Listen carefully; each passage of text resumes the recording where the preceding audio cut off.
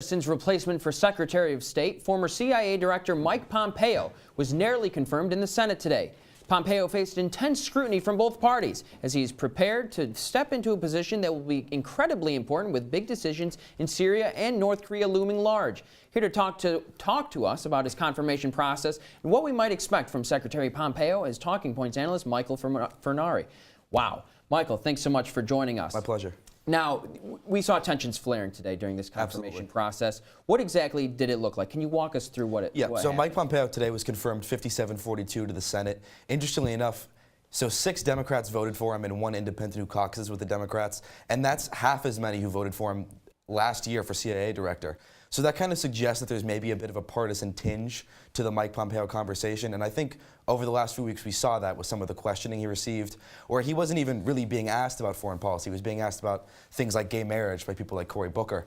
And so I think that we're seeing that maybe it is kind of becoming more about the Trump culture war than it is about his views. And when you look at that between the culture war and between the foreign policy position, Trump's foreign policy objectives often aren't as clear. And when you look at Mike Pompeo's record in that space, how do you think Pompeo fits into Trump's overall objectives? I think Pompeo fits in pretty neatly. So Pompeo is a little more hawkish on Iran. He's been very, very critical of the Iran deal. And I think President Trump's policy, if you're going to try to categorize it, it's kind of a very kind of grounded, aggressive, unpredictable style of policy that kind of rejects some of the softer diplomacy of the Obama years. And I think when you look at some of the hawkish positions on North Korea and Iran, I think Pompeo fits into that pretty well.